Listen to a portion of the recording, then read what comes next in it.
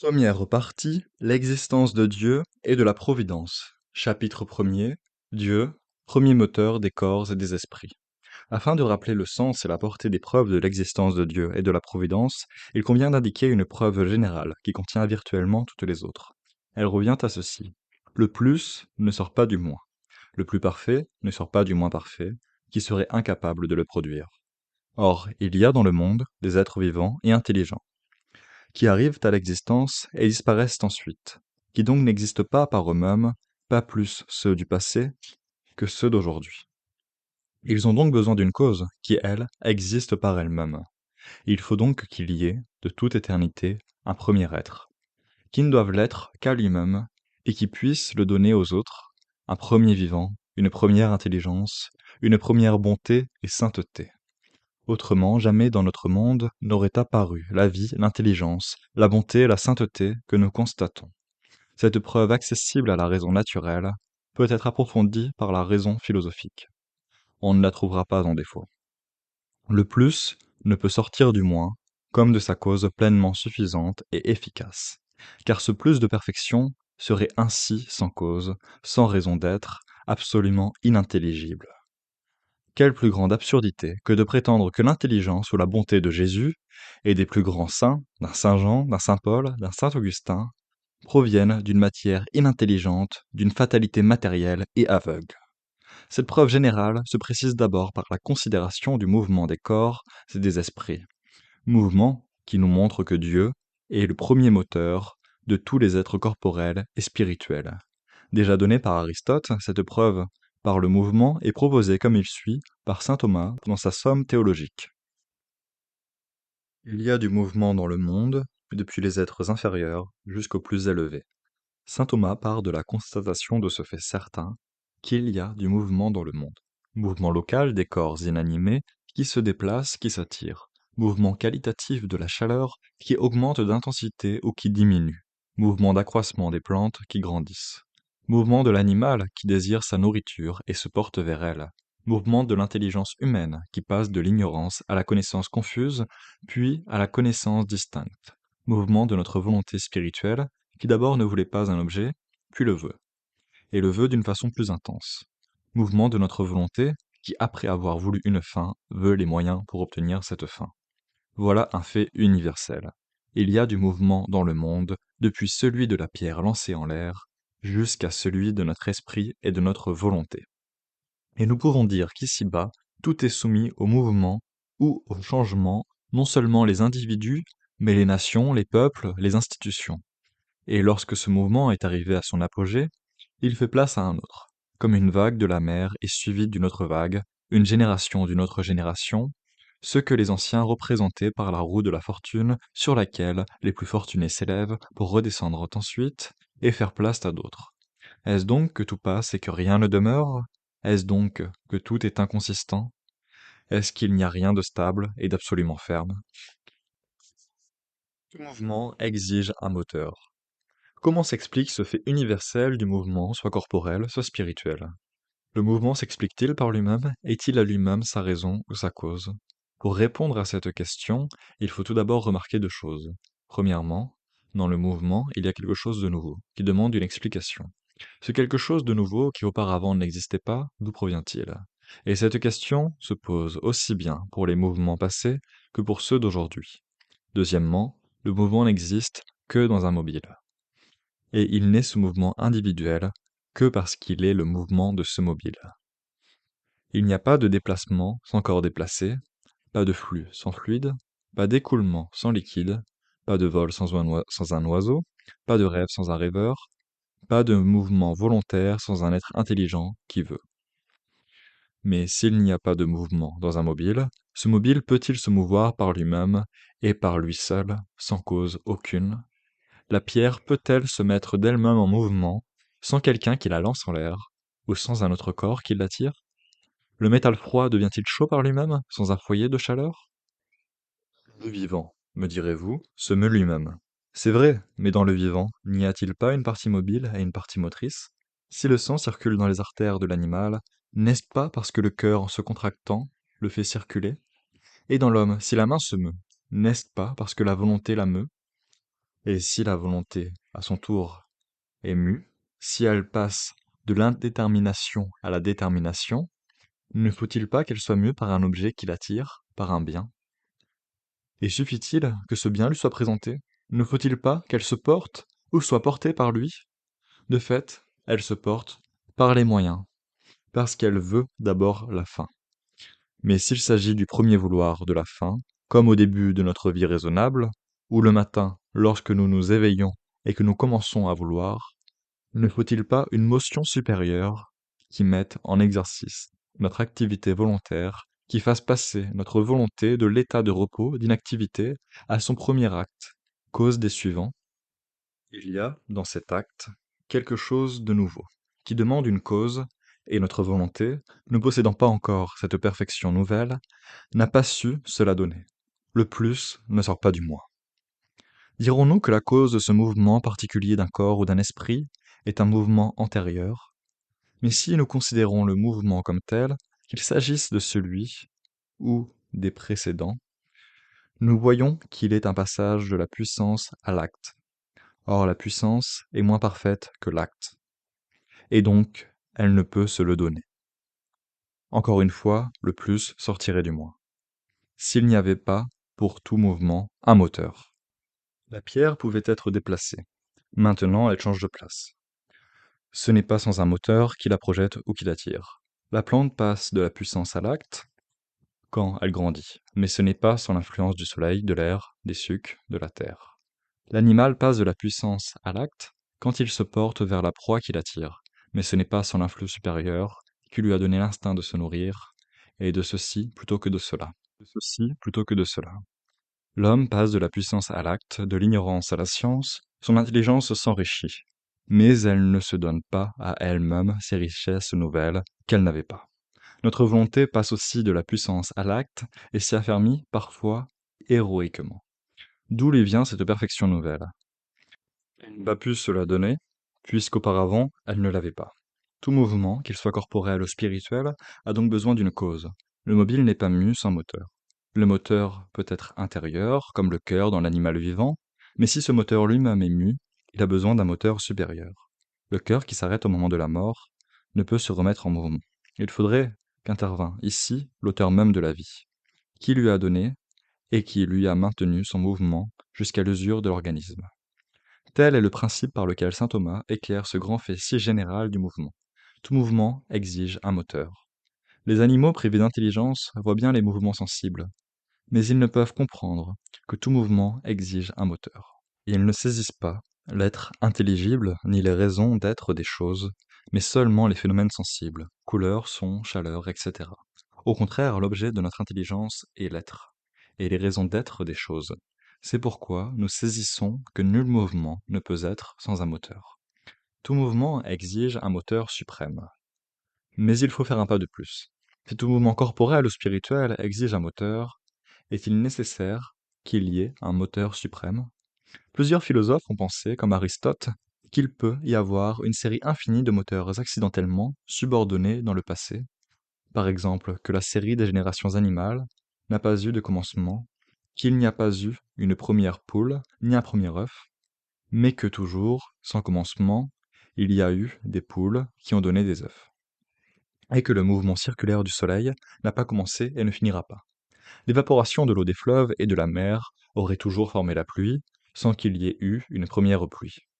Nous, chrétiens, nous tenons par la révélation que le monde a commencé, qu'il a été créé, non de toute éternité, non ab aeterno, mais dans le temps. C'est un article de foi défini par les conciles. Mais précisément parce que c'est un article de foi, et non pas seulement un des préambules de la foi, saint Thomas tient qu'on ne peut démontrer par la seule raison que le monde a commencé. Et pourquoi cette vérité dépasse-t-elle les forces naturelles de notre intelligence? Parce que ce commencement dépend de la libre volonté de Dieu.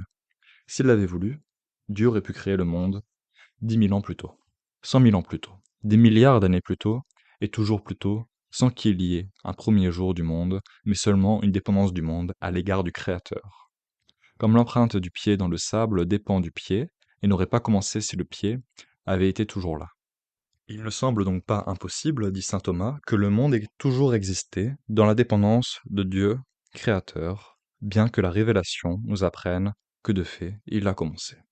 Mais si la série des moteurs accidentellement subordonnés dans le passé peut être infinie et n'exige pas nécessairement un premier dans le temps, il n'en est pas de même de la série des moteurs nécessairement et actuellement subordonnés à l'instant présent. Ici, il faut arriver à un moteur suprême accidentellement existant, qui n'est pas seulement donné une impulsion à l'origine du monde, mais qui meuve tout maintenant. Par exemple, la barque porte le pêcheur, les flots portent la barque, la terre porte les flots, le soleil attire la terre, un centre inconnu attire le soleil, mais après, on ne peut aller ainsi à l'infini dans la série des causes actuellement subordonnées. Il faut une cause efficiente, première et suprême, non pas seulement dans le passé, mais dans le présent. Et il faut que cette cause suprême agisse, influe actuellement, sans quoi les causes subordonnées, qui n'agissent que mues par une autre, n'agiraient pas. Vouloir se passer d'une source, c'est dire qu'une montre peut marcher sans ressort, pourvu qu'elle ait une infinité de roues. Peu importe que la montre ait été remontée 1000 fois, 100 000 fois, et même toujours dans le passé, mais ce qui est nécessaire, c'est qu'elle ait un ressort.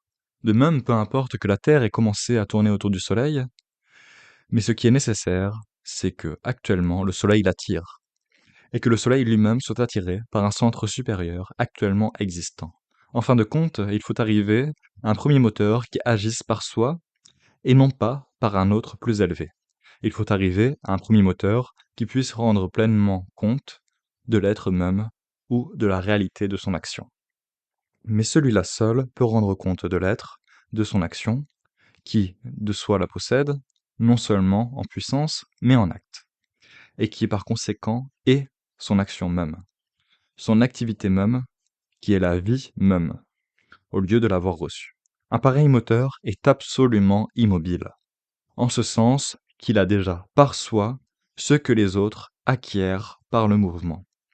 Il est donc, par conséquent, essentiellement distinct de tous les êtres mobiles, corps ou esprit. Et c'est déjà la réfutation du panthéisme.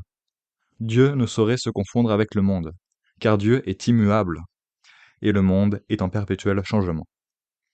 Et c'est ce changement même qui requiert un premier moteur immobile, qui soit son action même de toute éternité, au lieu d'être passé de la puissance à l'acte, et qui par suite soit l'être même.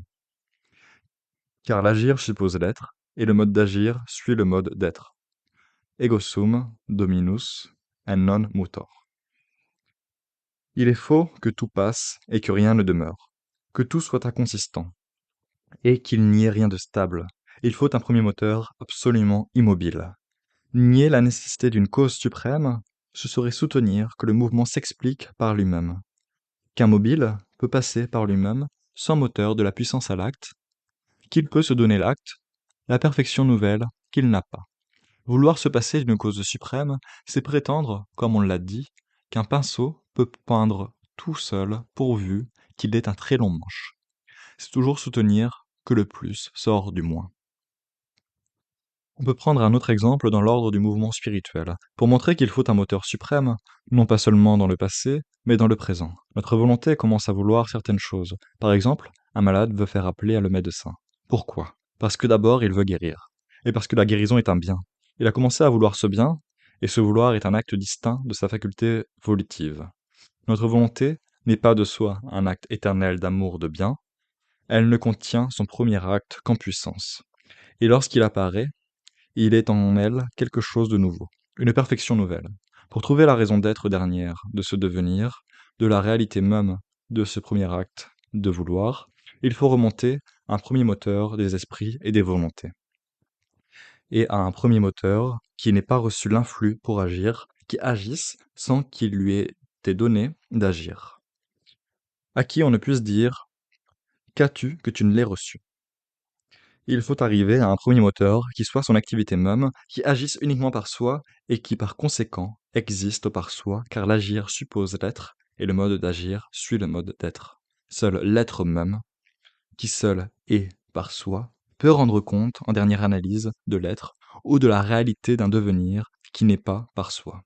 L'existence du premier moteur ne s'impose-t-elle pas à nous quand nous trouvons en face d'un grand devoir à accomplir, coûte que coûte sans tarder, par exemple pour sauver une famille ou une patrie, nous sentons profondément notre faiblesse, notre impuissance pour passer à l'acte. Ce qu'il faut alors, ce ne sont pas des mots, c'est un acte. Et qui donc nous fera passer de la puissance à l'acte, sinon celui-là seul, qui nous a donné une volonté et qui peut la mouvoir, parce qu'il est plus intime à elle qu'elle-même.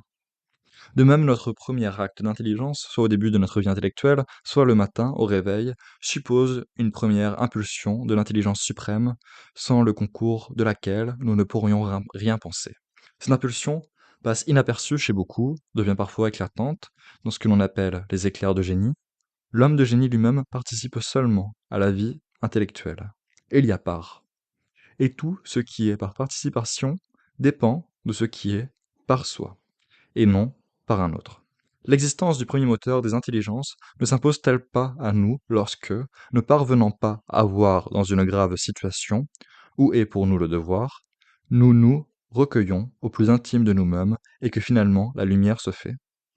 Comment sommes-nous passés de la puissance à l'acte, sinon par le secours de celui qui nous a donné l'intelligence et qui seul peut l'enrichir d'une lumière nouvelle?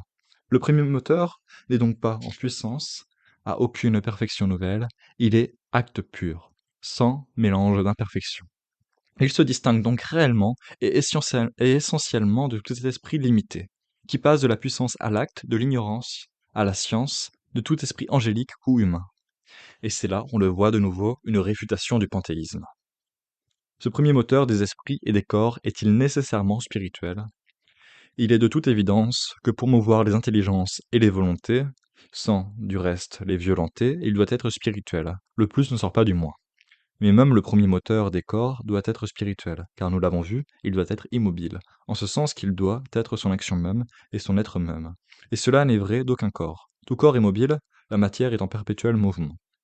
Même si l'on suppose que la matière première est douée d'énergie primitive essentielle, elle ne peut être un agent qui rende compte par soi de l'être même de son action.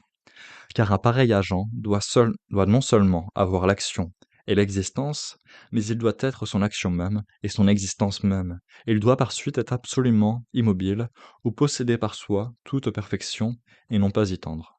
Alors la matière est au contraire toujours en mouvement et reçoit constamment des perfections ou formes nouvelles, en perdant d'autres. Et donc le premier moteur des esprits et des corps doit manifestement être spirituel. C'est de lui que parle la liturgie, lorsqu'elle dit Rerum Deus tenax vigor, immotus in te permanens. Dieu, force invincible, qui porte toute chose et qui reste immuable au sommet de tout. Quelle est donc l'immobilité du moteur suprême des esprits et des corps? Ce n'est pas l'immobilité de l'inertie du corps inerte, car celle-ci est inférieure au mouvement. C'est l'immobilité de l'activité suprême qui n'a rien à acquérir. Parce que de soi et d'emblée, elle possède tout ce qu'elle peut avoir, et elle peut surabonder au dehors. Sur un navire, les matelots vont de côté et d'autre pour leurs emplois. Mais qui les dirige et les meut? Le capitaine, qui est immobile sur le pont du navire, et qui agit spirituellement par son intelligence et sa volonté. La contemplation immobile du vrai est incomparablement plus vivante que l'agitation. L'immobilité du premier moteur n'est pas l'immobilité de la pierre, c'est l'immobilité de la contemplation et de l'amour du bien suprême. Les propriétés du moteur suprême. Il s'ensuit que le premier moteur, étant acte pur, sans mélange de puissance imparfaite, n'est nullement perfectible, il est infiniment parfait. Il est pur être, pure intellection, toujours actuelle du vrai suprême, pur amour, toujours actuel, de la plénitude de l'être, partout actuellement aimé. Il est partout présent parce qu'il atteint pour les mouvoir tous les êtres, esprit ou corps, qui ne se meuvent que par lui. Il est éternel, car il a par soi, dès toujours, tout son être et toute son action de pensée et d'amour sans aucun changement. Il possède sa vie tout à la fois dans un unique instant immobile, au-dessus du temps. Quand le monde a été créé, l'action créatrice n'a pas commencé en Dieu. Elle est éternelle. Mais elle a produit son effet dans le temps, quand elle l'a voulu, au moment fixé de toute éternité. Le premier moteur est unique, car l'acte pur, au lieu d'avoir reçu l'existence, est l'existence. Il est l'être même qui ne saurait être multiplié. S'il y avait deux premiers moteurs, chacun n'étant pas l'autre, serait limité et imparfait. et ne serait pas l'acte pur, et l'être même. Du reste, un second acte pur ne pourrait rien de plus que le premier et serait superflu. Or quoi de plus absurde qu'un Dieu superflu? S'il en est ainsi, s'il y a un premier moteur actuellement existant des corps et des esprits, quelles conclusions pratiques en tirer pour nous? Premièrement, il faut apprendre à distinguer, dans la vie, l'immobilité de l'inertie et l'immobilité de l'activité supérieure. L'immobilité de l'inertie ou de la mort est inférieure au mouvement. L'immobilité de la contemplation et de l'amour de Dieu est supérieure au mouvement qu'elle peut produire, en le dirigeant et en le vivifiant. Au lieu d'éparpiller notre vie dans l'agitation, tâchons de la recueillir pour avoir une action plus profonde, plus suivie, plus durable, orientée vers l'éternité. Deuxièmement, au sommet de notre âme, reprenons souvent contact avec le premier moteur des esprits et des corps, qui n'est autre que Dieu, le Dieu vivant, auteur non seulement de notre âme et de ses actes naturels, mais auteur de la grâce et du salut. Reprenons ce contact dès le matin au réveil, car nous recevons alors l'influx de Dieu qui met en exercice notre activité. Recevons bien cette première impulsion en lui étant docile, au lieu de dévier dès le début de la journée. Dans le cours de notre journée, reprenons contact avec celui qui est l'auteur de la vie, qui ne s'est pas contenté de nous donner une chiquenaude dans le passé, ou de nous mouvoir au début du jour, mais qui constamment nous soutient et actualise notre vouloir, même notre vouloir le plus libre, en tout ce qu'il a de réel et de bon, à l'exception seule du mal. Le soir, avant de prendre notre repos, renouvelons ce contact et tout ce que la sainte philosophie vient de nous dire, du premier moteur des corps et des esprits, qui nous apparaîtra transfiguré, surélevé dans le pater. Que votre règne arrive, le règne de l'intelligence suprême qui dirige les autres. Que votre volonté soit faite, la volonté à laquelle toutes les autres doivent se subordonner pour atteindre leur véritable fin. Ne nous laissez pas succomber à la tentation, mais soutenez-nous de votre force. Soutenez notre intelligence dans le vrai, notre volonté dans le bien. Alors, nous comprendrons de mieux en mieux le sens de la parole de saint Paul à l'Aréopage. Le Dieu qui a fait le monde et tout ce qu'il renferme, d'un seul homme, a fait sortir tout le genre humain, afin que les hommes le cherchent et le trouvent comme à tâtons. Quoiqu'il ne soit pas loin de chacun de nous, car c'est en lui que nous avons la vie, le mouvement et l'être. Et non seulement l'être naturel, mais l'être surnaturel de la grâce, qui est la vie éternelle commencée, ce moteur suprême des esprits et des corps, foyer d'où s'échappe la vie de la création. Nous n'avons pu en parler que d'une manière abstraite, fort imparfaite. C'est lui que nous devons voir immédiatement au terme de notre voyage vers l'éternité.